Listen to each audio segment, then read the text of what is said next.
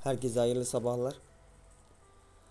Arkadaşlar bu videoda pivot noktalarından bahsedeceğim ve canlı işlem yapmaya çalışacağım. Ama bundan önce hem bize destek olmak için hem de sizin yararınıza bir hatırlatma yapayım. Kanalımın açıklama kısmında, videoların her açıklama kısmında ve yorumlarda sabit olarak paylaştığım spot işlemlerde %20 komisyon indirimden bahsedeyim. Bu ilk defa kayıt olanlar ya da hesap doğrulaması işlemi yapmayan arkadaşlar yeni hesap açarak bu komisyon indirimden kazanabilirler. Spot piyasasında ömür boyu %20 komisyon indirimi kazanacaksınız. Ve elinizde BNB bulunursanız da %40'a kadar bu komisyon indirimi çıkıyor arkadaşlar. Bu önemli bir konu. Hem sizin için hem de bizim için önemli.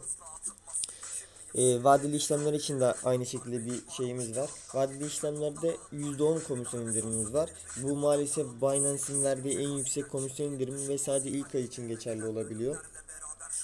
Maalesef Binance böyle bir karar almış. Kodumuzu da şöyle göstereyim. Türkiye referans kodu. Bunu kullanırsanız ilk ay için geçerli. İlk defa kayıt olacaklar vadeli işlemler bölümüne. Bu kodu kullanırsa ilk ay için geçerli %10 komisyon indirimi kazanıyor. Eğer hesap doğrulama işlemi yapmadıysanız dediğim gibi sıfırdan hesap açıp bu iki komisyon indirimden faydalanabilirsiniz. Hem bize destek olmak için hem de kendiniz için şimdiden teşekkürler. Şimdi asıl konuma gelelim. TradeView sitesinden bahsetmiştim geçenlerde. Girelim hemen oradan. Şöyle masaüstü sitesi yapalım. Teknikler nerede? Teknikler bölümüne de geldim. Şimdi arkadaşlar, pivotlar bize o anki piyasanın ne yöne doğru gideceği hakkında fikirler verebiliyor. Bazı unsurlar ele alınarak hesaplanıyor. Genel olarak her birinde ortak olarak hesaplamada bir önceki mum grafiğindeki en yüksek, en düşük ve kafanız fiyatlar kullanılıyor. Şimdi kafanız karışmasın, ben bunları çok rahat bir şekilde anlatacağım, size göstereceğim detaylı olarak.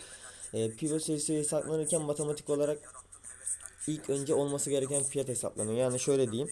Bu S1, S2, S3 yazıyor. P, R1, R2, R3. R resistans, direnç demek İngilizce'de, onun kısaltması. S support, yani destek demek, onun kısaltması. P de pivotun kısaltması arkadaşlar. Şimdi matematiksel olarak ilk önce pivot değeri hesaplanıyor. Ondan sonra S1 destek noktası ve R1 destek noktası hesaplanıyor. Sonra S2, S3 ve R2, R3 destek noktaları hesaplanıyor. Pardon. R'ler direnç noktası, S'ler destek noktası. Şimdi eğer ki pivot noktası matematiksel olarak olması gereken fiyatı hesapladık. Diyelim ki mesela neymiş? 15 dakikalığa bir alalım. Şurada genelde en çok klasik Fibonacci ve Camarilla kullanıyor. Bunlar pek kullanılmıyor. Camarilla'da anlık daha düşük, mesela 5 dakikalık 15 dakikalık pozisyonlar için bakılabilir. Daha yakın çünkü fiyatları birbirine. Neyse, şimdi onu geçelim. Pivot noktası 9367 olması gerekiyormuş matematiksel olarak. Şimdi kaç? 9292. Bu ne demek arkadaşlar? Aşağı yönlü bir satış baskısı var. Hacim aşağı doğru üstün. Yani fiyat aşağı inecek. Burada ne yapmamız gerekiyor? S1 destek noktasını takip etmemiz gerekiyor. Şimdi 9367, 9256. Eğer ki 9256'ya inip ya da 9280 Fibonacci'den takip edebiliriz. 9297 değil mi şu anda? 9256'yı kırarsa bu sefer de 9139'u takip etmemiz lazım. Bunu da kırarsa bu sefer 8910'u takip etmemiz lazım. Ya da klasik olarak bu Fibonacci'den bakabilirsiniz falan. Eğer ki mesela şu anki fiyatı 9400 olsaydı anlık pivot fiyatının üstünde olacaktı. Bunda da 9485'i takip edecektik bu seferde. Burada şöyle işlemler yapabiliriz mesela. Şimdi kaç? 9290 ya. Sonuçta bu S1 destek noktası. 9256 deyip yukarı çıkabilir. Çünkü destek noktası, onu kırmayıp yukarı çıkabilir. İşte 9256'dan biz long emri verebiliriz. Alıp yukarıda yapabiliriz. Zaten ben öyle bir şeyler yaptım. 9555'teydi benim giriş fiyatım, şöyle göstereyim.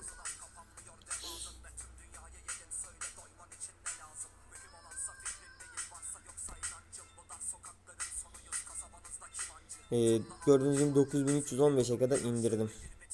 Ve cüzdan bakiyem de arttı, yani zararla yapmadım onu. 426'ya çıkardım. Daha fazla fırsatlar geçiyor ama çalıştığım için yetişemiyorum arkadaşlar, ondan dolayı. Neyse, şimdi gelelim geri konumuza. Pivot noktası yorumlanırken ilgili coin'in o anki anlık fiyatı pivot noktamızın altında ise o zaman fiyat baskısı aşağı yönlü şeklinde yorum yapabiliyoruz. Tam tersi şeklinde pivot noktamızın üstünde ise yukarı yönlü baskı mevcut diyebiliriz. Her iki durumda da destek veya direnç noktalarını takip etmemizde fayda var. Mesela anlık fiyatımız pivot noktamızın altında ise S1 destek noktası takip edilebilir. Eğer S1'in kırılmayacağını düşünüyorsak S1 seviyesinden long pozisyon açılabilir. Bu daha toparlı bir cümle oldu. Şimdi ben bir program yazdım. Tabii bunu kafanızı şişirmeyeceğim bu konularla. Hesaplama yapmanıza gerek yok. İsterseniz oradan yapabilirsiniz. İsterseniz kendiniz belirleyebilirsiniz. Şimdi biz piyasalar bölümüne gelelim. Tıklayalım şeye. Burada mum grafiğimizi açalım arkadaşlar. Şimdi 1 saatlik grafik açtık değil mi? 1 saat önceki bak. Şu anki anlık mum grafiği bu. Bu değil. Her zaman bir önceki mum grafiğe bakılır. Şimdi ben buraya bilgisayarıma bir not alayım. Hemen sizi bir saniye bekleteceğim.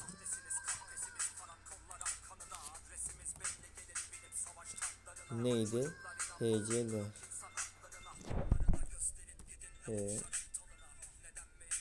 Aynen burada yazıyor zaten ya.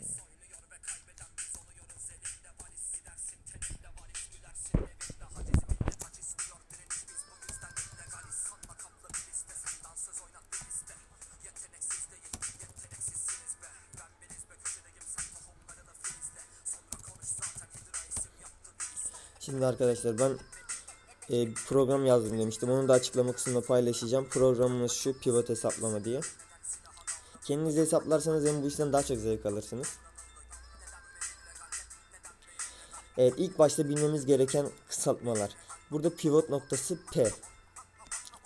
P diye yazacağız. Küçük P ama bunlar. Ben büyük gösterdim burada ama küçük P. Zaten bunları biz yazmayacağız. Göstereceğim şimdi. En yüksek fiyat H. High'dan geliyor H. En düşük fiyatta low. L'den geliyor. Low'dan geliyor. L. Kapanış fiyatı da close'dan C. Biz bu 3 değeri gireceğiz. Pardon, P'yi girmeyeceğiz. H, L ve C. Geri kalanını kendi hesaplayacak. Yani yapmamız gereken sadece bu kadar. Şu başlat tuşuna basıyorum. Hemen başlasın bakalım. Evet. Bilmesi gerekenler burada paylaştı. Pivot hesaplamak için HCL fiyatlarınızı giriniz diyor. Şimdi H bölümüne geliyorum arkadaşlar. İlk başta şöyle yapalım. Neymiş bu? 1 saatlik grafik için diyorum ben. 1 saatlik. Tıklıyorum. Yüksek neymiş? 9330.57. Nereye gitti o? Ben şöyle tıklayayım. 9330.57. Enter'a basıyorum. Sen L'yi soruyor. L'ye bakalım. 9257.29. Bu low, düşük fiyat. 9257.29. 9257.29. Bunu da enterladım ve close fiyatını soruyor. Kaçtan kapanış yapmış? 9305.20. 9305.20. Enterladım arkadaşlar.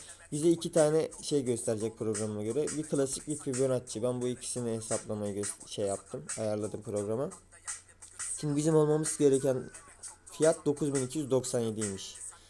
Hemen Binance'imize girelim. Al sat bölümü, vadeli işlemler. Şu anda kaç? 9307'de. Güzel. Olması gereken fiyatın üstünde. Ondan sonra 9336 bizim direnç noktamız. Yani buraya deyip düşebilir. Bunu aşarsa 9307'ye hedefleyebilir. Fibonacci'ye göre nasılmış? 9297 yine yüzdenin üstünde. 9324 ile 9342. Bu rakamların hepsini takip edebiliriz. Şimdi ama benim için önemli olan 9370'in üstüne, yani 9409. En yüksek direnç 9409'muş değil mi? 9, o zaman ben 9400'den ben bunu satmak istiyorum. 9400. 42,5 dolar. Aynen. Emrimi veriyorum. Böyle emri verdim. 9409'dan 42,5 dolar alacağım. Bu benim için çok güzel fiyat. Şöyle de yapabilirim. Neredeydi o?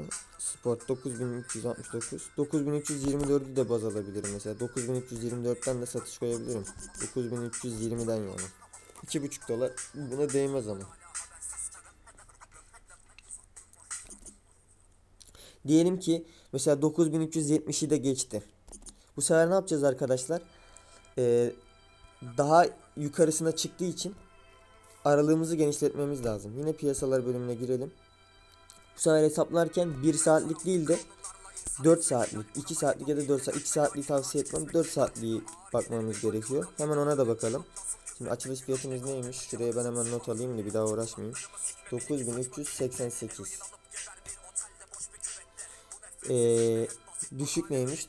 9215.79. Üsttekinin de noktası varmış. 70.70. Hemen aşağı gelelim. Low neymiş? Pardon. Close neymiş? 9274.26.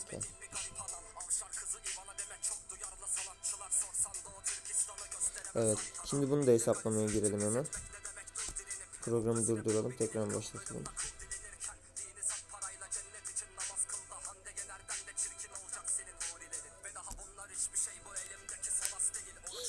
Evet.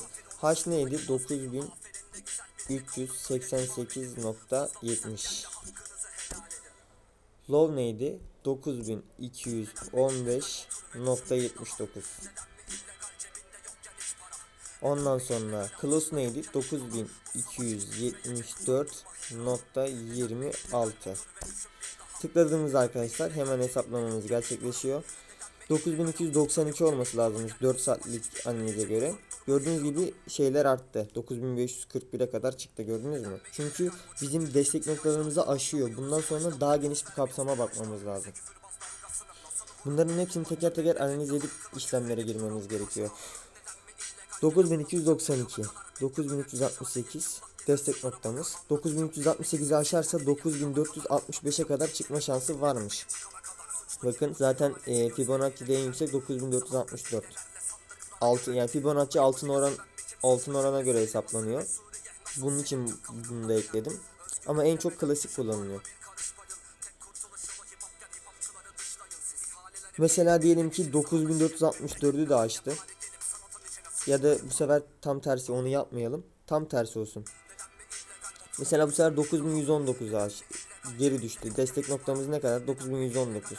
Burada da öyle. Sonra 9022. 9122'nin de altına düşsün. Bu sefer şöyle yapmamız lazım. 4 saat değil de bu sefer altına düştüğü için daha yakın bir mesafeye bakmamız lazım. Anlık karar vermek için. Mesela 4 saatlik değil de 15 dakikalık bakabiliriz. Bakalım hemen 15 dakikalık. İşimizi görecek mi? Yine ben noktaları not alayım.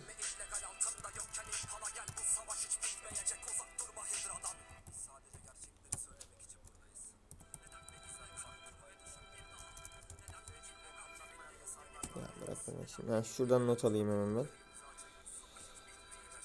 Kaçmış? 9330.57, 9302.98, 9305.20. Hemen girip yazalım.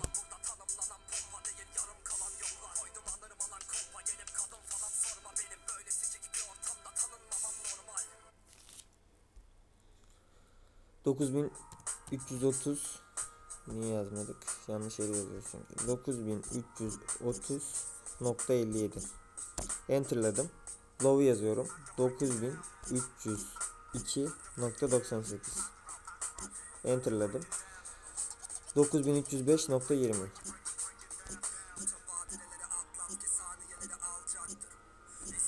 Enter'ladığımda bu sefer bize daha alt değerler için bir piyasa belirliyor arkadaşlar. Mesela 9265, 9284. Biz kaç, şu anlık fiyatımız ne kadardı? 9308.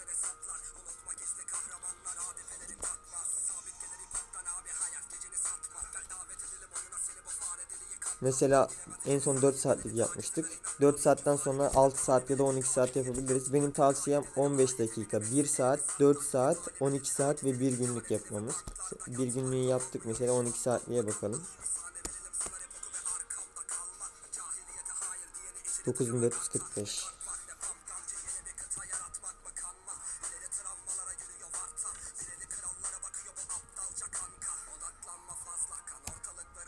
...9445. Bu sefer küsuratları almayacağım. Uzamasın. 9280. 9280. Bir de başka ne varmış? 9380. 9386. Tamam, programa geri girelim.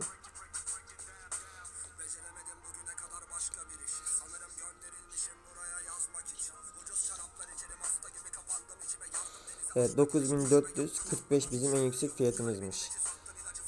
9280 de en düşük fiyatımızmış. 12 saatlik. 9386 da bizim kapanış fiyatımızmış.